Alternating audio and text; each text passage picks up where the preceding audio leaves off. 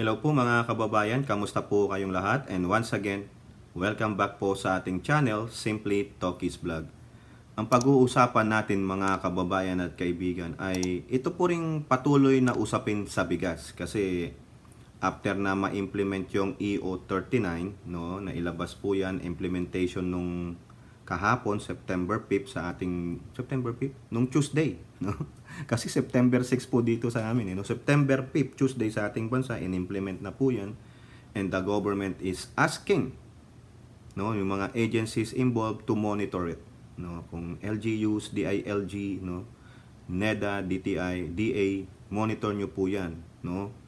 At yun nga po, dito nga po sa balita ng Abante TNT, pag sasama-samahin po natin ito hanggang sa latest na balita, no? Pagbuwag sa kartel ng bigas, pinatututukan ni PBBM. O syempre, kinakailangan po yan dahil nilabas niya na yung order, EO order number 13 niya. Kailangan po talagang masugpo itong kartel na to eh. Kung hindi man masugpo, dapat ma-take back natin yung power na tayo ang ko-control sa kanila, and then later on tuluyan na silang mag-paid out, no? Yung wag na kayo sa Pilipinas, doon na kayo sa China. 'Di ba? Malakas naman, matakaw naman kayo sa pera, doon na kayo sa China. O, 'di ba? O next, ito po, no? Ang sabi rin ng Abante, PBBM titibagin rice mafia. O, yung kanina cartel, ngayon mafia naman. O, iba't ibang mga ano na, noun na o pronoun ba tawag diyan. Ito po ang sabi ni Juan Ponce Enrile. Hawak ng malaking sindikato ang supply ng bigas sa bansa, pero unti-unti na itong tinitibag ni Pangulong Bongbong Marcos, ayon kay JPE. Akala natin simpleng problema iyang tungkol sa bigas. Napaka-complex niyan. Hawak ng mga sindikato, mafia ang rice, ang supply ng bansa. Nandiyan ang hoarding, nandiyan ang smuggling, nandiyan ang overpricing, kung ano-ano. Saka, marami silang connection, kaya unti-unti na hinaharap ng gobyerno yan para mabuwag ang mga iyan. Correct po. Marami silang kaalyado sa customs, marami silang kaalyado sa bureaucracy. Malaking pera yan eh. Akalain mo more than 100. Ilan na tayo? 120 million Filipinos. Every pakakainin mo yan ng kanin, grabe ang volume ng pera diyan. Kaya kontrolado ng kartel, kontrolado ng mafia, kontrolado ng sindikato, nandiyan na lahat. Correct po. Tama po si JPE. Ina nyo? May tao sila sa customs. Lahat po yan. Lahat ng ahensya ng gobyerno may tao ang kartel o mafia. At ito ng mga gunggong na civil servants, no, kumakapit sa mga yan. O sino nagsasaper? Ang mararalitang Pilipino. O ito pa po, balita sa Philippine News Agency. PBBM means serious business versus rice hoarding or smuggling. O ito po ang sabi nila. Sa departure speech niya, papunta po siya ng Indonesia sa ASEAN Summit, sabi niya, patuloy po ang ating magiging kampanya sa paghuhuli ng mga smuggler, sa paghuhuli sa mga hoarder. Tuloy-tuloy yan. O, ayan po. Sa pag-aaral namin, ang dahilan lamang nito ay talagang nandiyan ang mga smuggler at saka mga hoarders. Meron nga pong bumabati ko sa kanya dito na kinontra niya daw po ang sarili niya. Kasi ang sabi niya, ang talagang dahilan daw ay nandiyan ang smuggling at hoarder. Pero sa EO39, sinabi niya doon yung epekto ng gera sa diyan sa Europe, yung taas ng presyo ng oil, ang majority naman ito eh. Oh, di ba? At least nandun. Kayo talaga, yung mga mumabatikos talaga, mga salaula no. Oh, eto pa, no? Sama na rin natin 'to. Iba nung naipalabas na 'yan. Oh, yung presidente ng Liberal Party, si Representative Edsel Lagman, Manila Bulletin. Lagman, retailers must be transparent with rice inventory, purchase cost if they want help. O, tinan nyo. At least itong si Lagman, even though na dilawan yan, na medyo nasa minority, pero nakikita niya rin yung plight ng mga kababayan niya, at the same time, baka political move, di ba? Nagpapabango ng pangalan. Yun lang po, no? Isasama lang natin yan, yung sinabi ni Lagman. At least positive siya, proactive siya, no? Nakakasawa na rin siguro ang puro nega na lang. Oh. O, eto po, Manila Bulletin again. Consumer Group backs PBBM's rice price cap order. O, tinan nyo. Tama lang yan. Kasi itong mga to, kung hindi aayon itong mga to, may steeper penalty. At sinong magsasaper? E di yung mga nagtitinda, yung mga retailer, no? Even though na, siyempre, mawawalan sila ng kita. Biruin nyo, yung binebentang regular meal rice, siguro, 60, naging 41. O, di almost 20. O, tapos yung well-milled, 45. Kung binebenta ng 80, o, di 35 ang lalugi sa kanila. Kung magkanong bili nila dun yan sa, trader. Di po ba? O, ayan. So, ini-inspect po ng mga consumer booth, kasama na po dyan si yung mayor ng San Juan, yung malaking mama. O eto po ang sabi dito. Bantay Palengke Convenor Lester Codog said the Executive Order 39 issued by Marcos is timely amid the effects of inflation on ordinary Filipino families. Tumaas po ang inflation rate natin, no? Quote, this is timely recommendation from the Department of Agriculture and the Department of Trade and Industry as many Filipino family budgets are currently strained due to the surge in the price of rice. We are hoping this will be effectively implemented while we wait for the local harvest season to commence. We expect that once local farmers reap their produce, the price of rice will stabilize. O baka nga, bumagsak na ng 20. I'm just hoping, di po ba? Ayan. So, at least merong mga consumer groups na binaback upan yung para po sa consumers. Eto na. Pumasok na po ang DILG, Philippine News Agency. DILG to traders, retailers, comply with rice price cap. Ayan po ang sabi ni DILG Abalos nung September 5 na report. Updated pa pala ito ng September 6. DILG Secretary Benhar Benjamin Abalos on Tuesday appealed to rice retailers and dealers to comply with the rice price ceiling to help ease consumers' burden. The DILG chief made the call following an inspection at the NEPA Qmart. Kasama po dyan si Mayor Joy Belmonte, yung si Zamora, yung mayor ng San Juan kasi siya po yata yung presidente ng isang association. And Sabermore Supermarket in Cubao, QC on Tuesday together with Mayor, Assistant Secretary Agaton Ubero to check the compliance of price retailers with the price ceiling set by EO 39. Abalos said the government will compensate rice retailers to make up for the reduced prices that were previously out in the market. Biruin nyo. Gago tong mga smuggler na mga traders at hoarders Mamaya, sasabihin natin, bakit ayaw nilang ilabas ang produkto nila? Hinayaan nilang tumaas yan. Kasi doon po sila masaya. Para po silang mga gutom na gutom. Hindi po sa pagkain, kundi sa kwarta. At the expense of this mararalita. Yung mga nasa laylayan, ika nga ng mga pengklawan. Di po ba? Abalos noted that the government is now making the necessary computations on how much aid should be provided to the rice dealers and retailers, adding that there's no timetable yet on how long the price ceiling will be in effect. Ang target natin dito yung mga rice cartel. Correct!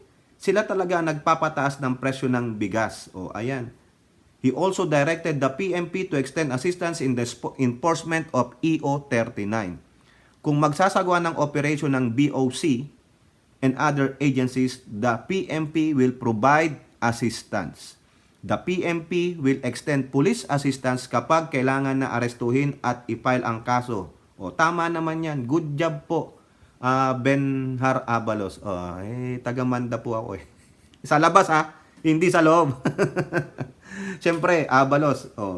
Palakpakan. Kaso lang, nalagyan po ng dagok ang Manda kasi yung chief of police nag-positive sa Met. Hayop na yun. Gumagamit pala. Base po dun sa resulta tama lang yung si Abalo Senior, tanggalin niya yun, no? Mabuti po yan. No? Ano po tayo? Pro Manda. Shout out naman po dyan sa aking mga kamag-anak po ni Mrs. Amanda. Alam nyo na kung sino kayo, no? Ito po, balita ulit ng Philippine News Agency. Rice price cap to put a quick stop to cost escalation. Naku, ang hirap naman. Nakakabulol naman ng mga English ito. Sabi po ng isang mambabatas, yun daw pagpapatupad o paglalabas ng price ceiling, no, para daw po mabilisang mapatigil ang pagtaas ng presyo. Correct! O tama po ba yung aking yung aking pagsasa Tagalog nito? Ang Probinsyano Party List Representative Alfred De Los Santos on Wednesday through his support. Aba, dami pong sumusuporta. Nakita nyo na, di po ba? To President Marcos move to impose price ceilings on rice at it puts a quick stop to the escalating rice prices in the market. I support the issuance of Executive Order 39 as it steps on the brakes to put a quick stop to price escalation of the most common types of rice for household consumption. Yun po yung sabi ni Representative De Los Santos. De Los Santos said the executive order is a calibrated response because it spares small farmers, indigenous communities, and entrepreneurs of micro, small, and medium enterprises, yung MSME, who produce specialty rice. He, however, said he would have to look into the impact of EO39 on the vendors of rice delicacies like bibingka, puto, palitaw, and sapin-sapin. Actually, mga kababayan, meron pong nilabas ang Presidential Communications Office Facebook page na yung mga listahan ng mga yung mga bigas na hindi kasama doon sa naapektuhan ng EO number 39. Hindi ko naman po alam kung ano po yung varieties ng rice milled rice, yung regular milled rice and well milled rice. Kung may nakakaalam po, paki-inform po ako diyan, paki-comment niyo po para malaman din po ng ating mga kababayan, no? De Los Santos assured that his party list organization would remain vigilant. Correct naman. Maganda naman po yan, no? Maganda po yan, yung ginagawa ninyo, tulungan nyo po ang ating gobyerno. At also, kaya itong mga nasa lower house, mga congressman, nagbibigay ng ganyang pahayag. Siyempre, malay nyo, pasensya naman ha, baka nagkikis-asing, siyempre, budget para kay speaker. Si speaker, supportive yan sa kanyang pinsan. Siyempre, suportahan ko yung sumusuporta doon para kung manghingi ako ng budget. No problem.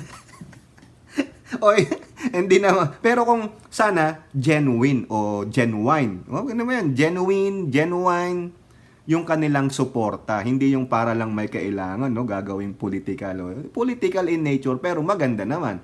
May benefits sa atin, may benefits din sa kanila. Ganun lang yan. Two-way. Hindi pwedeng maging one-way. Parang sa pag-ibig, hindi pwedeng one way lang. Hindi lang ikaw yung give ng give, hindi yung isa take ng take. Kailangan give and take. Di po ba? Galing ano. Eto na po. 'Di ba sabi doon ni DILG kanina, gagawa po ng paraan ng gobyerno para matulungan po yung maapektuhang retailers and traders. Eto po. Sa ulat ng Filipino Star ngayon, no? Ito po yung isa sa mga Tagalog version ng Philstar Global. Romualdez maglalaan ng 2 bilyon. Pwede bang makahingi diyan sa bilyon na yan? At nang makabili naman ng Tesla. At isasakay ko yung aking kaibigan diyan sa Florida, saka yung nasa France, France ba? Nasa Finland. At parang yung Tesla lang lumilipad na bilyon nalulula ako. Ako nga, walang milyon, wala ngang libo yung pera ko. No? Siguro maibenta ko tong relo na to, wala pa ring milyon. Baka $100 lang ito, 5,000 pesos. Mga kababayan, ayan, tingnan nyo, ano ba tong relo ko? Tissot, the official time of NBA. Tissot, no? Tissot, gano'n. Ano bang bigkas ninyo, no? Pero ito, 2 bilyon? Grabe. Nalulula ako Sa rice retailers na apektado ng price cap. Ayan daw po, maglalaan po sila. Sinabi ni Romualdez na particular niyang inatasan na po si Ako Bicol Representative Party List Elizalde Co, chairman ng committee na agad makipag-ugnayan sa Department of Budget and Management na para maglaan ng 2 bilyong piso sa mga rice retailers. Saan kaya kukuha ng pera ang DBM?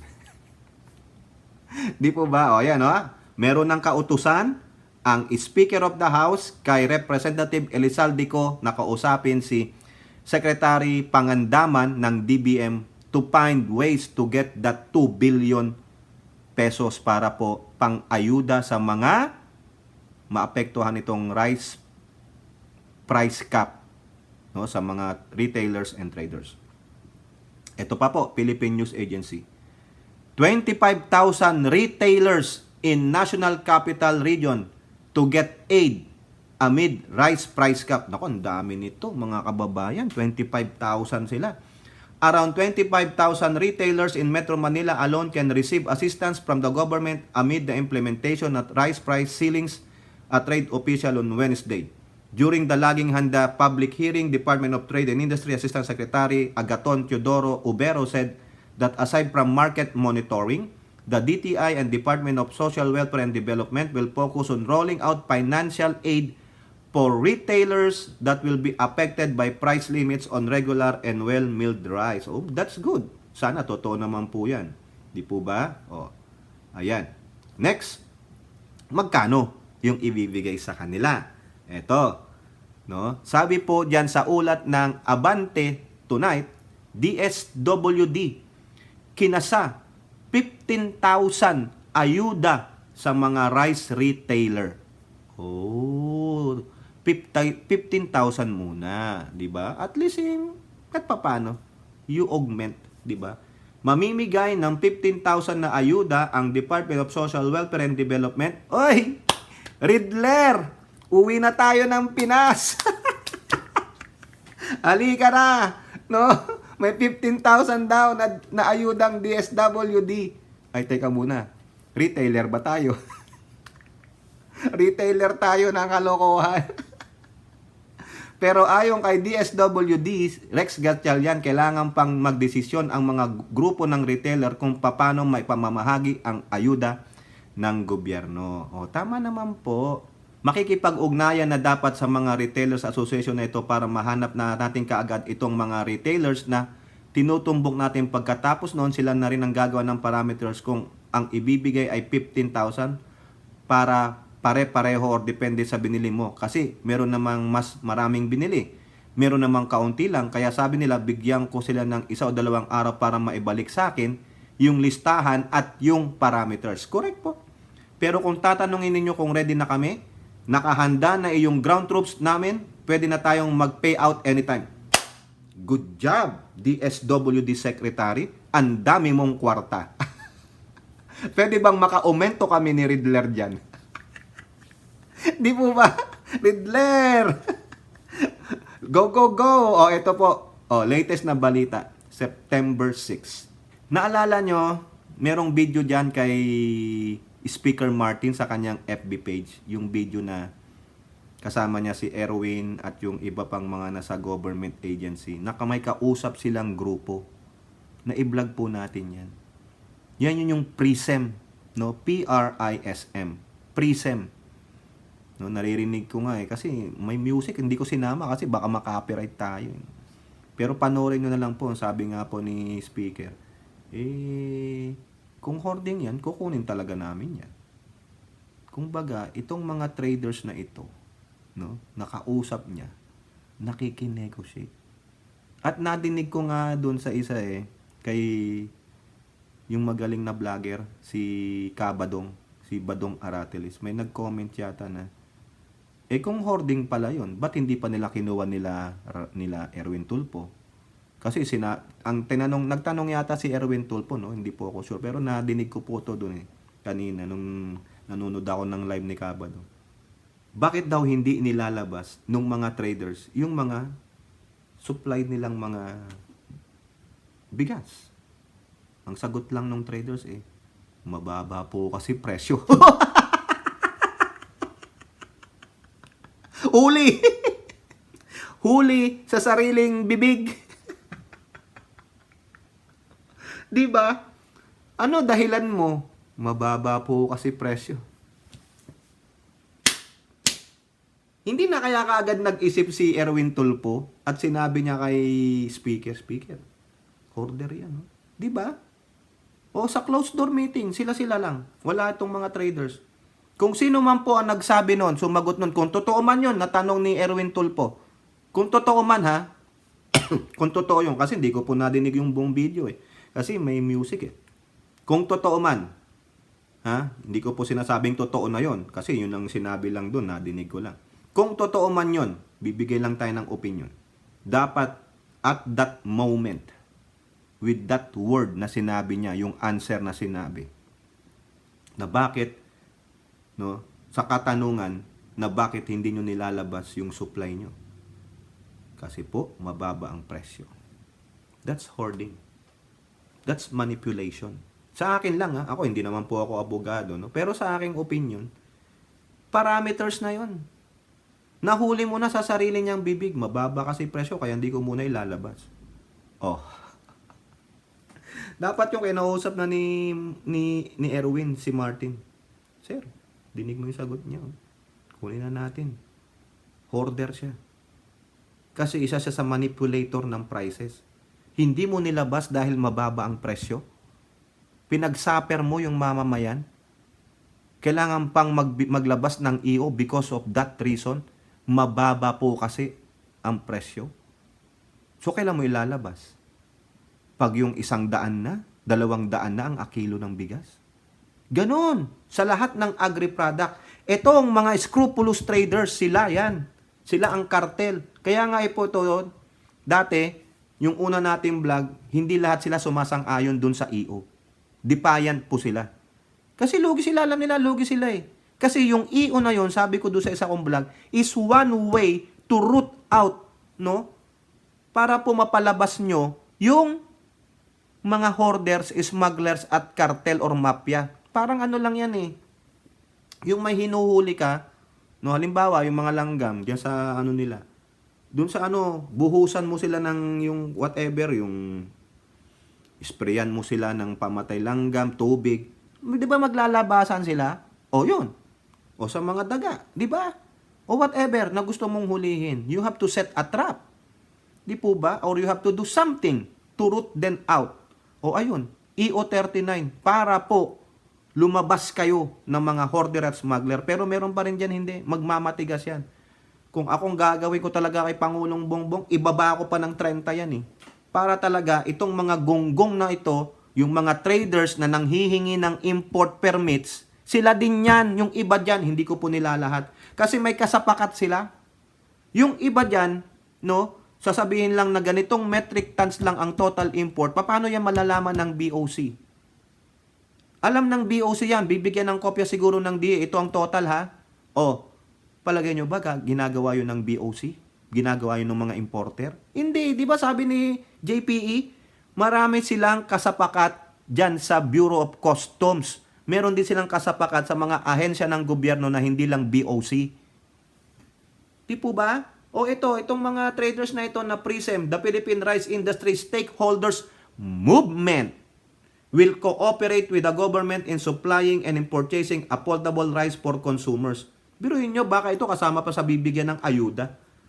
PRISM-led convener Rowena Sadicon said they are now working with the DA, DTI on how the group will be able to support the EO 39 issued by President Marcos.